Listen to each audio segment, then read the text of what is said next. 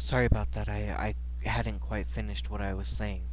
Um, Not only do the gay, lesbian, bisexual, and transgendered community, and I'm sure P-flag parents who of the gay, lesbian, bisexual, transgendered community, um, and there are a lot of different gay organizations beyond P-flag, such as Glisten, um, Clip.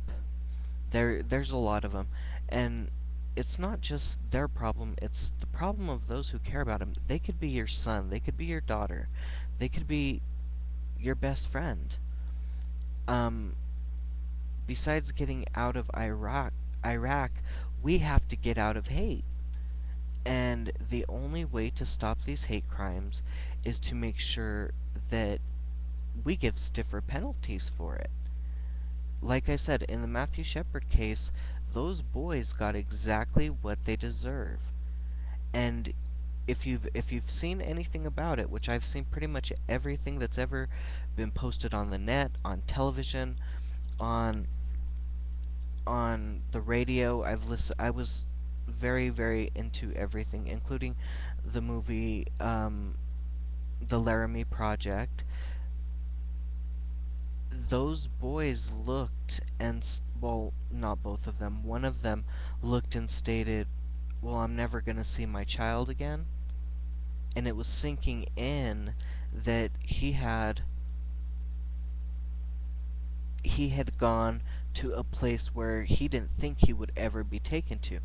And that's what I want to get across is excuse me, that they don't think, they as being those who would commit a hate crime against somebody over their sexual orientation or over their transgendered um life, simply because that's who they are, not because that's a choice.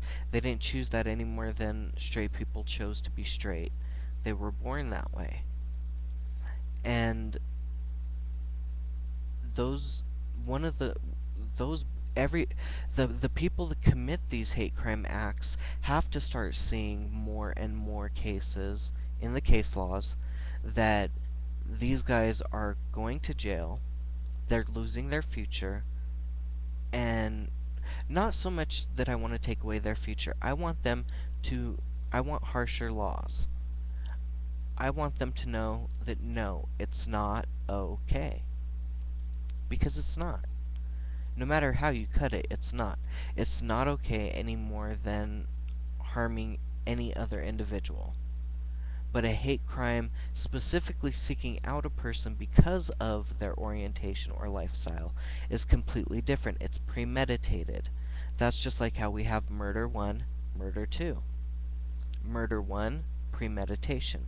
Murder 2, no premeditation. Well, we need to have something that says, hey, this needs to be stiffer as the hate crime legislation. It needs to increase because it was premeditated. Now, if you get into a fight with somebody and it's not about orientation or lifestyle, then that's something different. That's just a brawl and an error in judgment. That should not fall under the hate crime legislation. I'm not saying that, but if you specifically go out with your friends in a baseball bat and bash somebody's head in, or tie them to a fence and leave them there after beating them, or specifically seek out somebody, then you should pay the penalty for that. And it should be a higher penalty than just a slap on the wrist. So I think that's what I, and everybody who wants our voice to be heard should pose to Obama, who has this great plan for America and has this great outlook on what he's going to do and what's going to happen, and also to my personal favorite, Madam President Hillary Clinton, hopefully, um, being that it was Bill Clinton, her husband, who posed the question, or actually not posed the question, but requested of Congress these changes, and this to happen. The hate crime legislation to be made to a stronger degree than what it is, and he gave the specifics, and I wish that Hillary would address that as well. And that would be my question for both of them. What would you, Obama, or you, Hillary Clinton, do in regards to the hate crime legislation while working with Congress for the safety of the gay, lesbian, bisexual, transgendered community and also the ones, family members, friends of them, and loved ones of theirs? What would you do? That's what I would like to hear. And I think that would probably sway my vote, even regardless of what my personal favorite what is right now. So if that could be answered, that might change how I view things. How would you view it if it was not just gay, bisexual, transgendered people, but you you were being if someone were to seek you out and to beat you up, that would fall under stalking laws. If they continued to follow you, know where you were, it was premeditated, that that would have a harsh penalty, and that needs to get across here. We need to address the terror here in the United States of America before we continue to address the terror everywhere else. And I I hope that Cyndi Lauper, I hope that Rosie O'Donnell, I hope that um